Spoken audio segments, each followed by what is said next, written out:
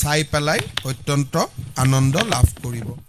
মই কেইটামান আপোনালোকক এই বছৰৰ বাবে আমি কেইটামান নতুন কাম কৰিব খুজিছোঁ, আপোনালোকক সেই বিষয়ে জনাব খুজিছোঁ।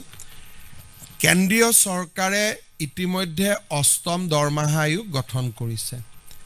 ভাৰতৰ কোনো ৰাজ্যই এতিয়ালৈকে ৰাজ্যিক পৰ্যায়ত ষ্টেট পে কমিশ্যন গঠন কৰা নাই, কিন্তু আজি আমি অসমৰ প্ৰাক্তন অতিৰিক্ত মুখ্য সচিব সুভাষ দাসৰ অধ্যক্ষতাত 8th Assam pay commission constitute কৰাৰ সিদ্ধান্ত লৈছোঁ। এতিয়ালৈকে ভাৰতৰ কোনো ষ্টেট গভৰ্ণমেণ্টে পে কমিশ্যন কনষ্টিটিউট কৰা নাই। আপোনালোকে জানে যে আমাৰ ৰাজ্যত এটা স্কিম আছে, যাৰ দ্বাৰা আমি ছোৱালীসকলক শিক্ষাৰ বাবে আগ্ৰহী কৰোঁ। সেইটো হ'ল নিযুত মইনা আঁচনি।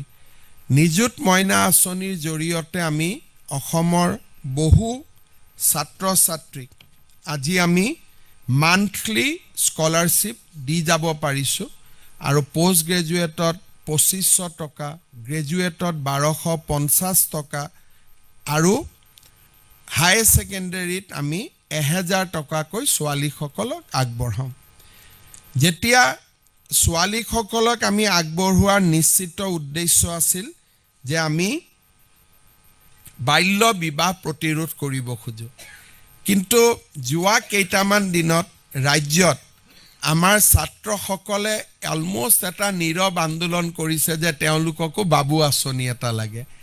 আজি আমি এই ধৰণে আপোনালোকক জনাব খুজিছোঁ যে পোষ্ট গ্ৰেজুৱেট পঢ়া ছাত্ৰসকলক আমি ফেব্ৰুৱাৰী মাহৰ 1 তাৰিখৰ পৰা মাহত 2000 টকাকৈ আগবঢ়াম, আৰু গ্ৰেজুৱেট পঢ়া ছাত্ৰসকলক আমি মাহত 1000 টকাকৈ আগবঢ়াম। প্ৰথম বৰ্ষৰ পৰা এই বছৰ আমি TDC আৰু PG ফাৰ্ষ্ট ইয়াৰৰ ষ্টুডেণ্টবিলাকক বা ষ্টুডেণ্টসকলক এই আঁচনিত আমি সামৰি ল'ম। এই আঁচনিখন সকলোৰে বাবে মুকলি নহ'ব। যাৰ পিতৃ মাতৃৰ উপাৰ্জন 4 লাখ টকালৈকে আছে তেওঁলোকৰ বাবে এই আঁচনিখন দিয়া হ'ব। বিল' 4 লাখ চৰকাৰী চাকৰিয়াল আদি এই আঁচনিৰ পৰা বাদ পৰিব। ছোৱালীসকলৰ ক্ষেত্ৰত আমি সকলোকে দিছোঁ। বাবু আঁচনিত আমি 4 লাখ টকা উপাৰ্জনলৈকে আমি এই আঁচনিৰ সহায় আগবঢ়াম। আমাৰ ৰাজ্যত আমি আমাৰ জ্যেষ্ঠ নাগৰিকসকলক আমি 250 টকাকৈ বৃদ্ধ পেঞ্চন দিওঁ। জানুৱাৰী মাহৰ পৰা আমি তেওঁলোকক 400 টকাকৈ বৃদ্ধ পেঞ্চন দিয়াৰ সিদ্ধান্ত লৈছোঁ। আগতে আমি বৰ্তমান 250 টকা দি আছোঁ। আমি তেওঁলোকৰ বৃদ্ধ পেঞ্চন বা জ্যেষ্ঠ লোকৰ সন্মান ৰাখি আমি 400 টকালৈকে বৃদ্ধি কৰিম। শেষত মই অসমৰ মহিলাসকলৰ বাবে এটা খবৰ দিব বিচাৰিছোঁ। নিৰ্বাচনৰ সময়ছোৱাত অৰুণোদয় আঁচনি প্ৰদান কৰা সদায় এটা বিতৰ্কিত বিষয় হৈ থাকে।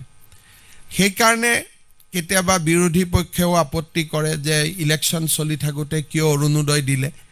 আমি যাতে বিতৰ্কৰ ঊৰ্ধত থাকিব পাৰোঁ, ফেব্ৰুৱাৰী মাহৰ 20 তাৰিখে অসমৰ প্ৰতিগৰাকী অৰুণোদয় হিতাধিকাৰীক বিহুৰ উপহাৰ হিচাপে আমি আগতীয়াকৈ 8000 টকা দিম। তাৰমানে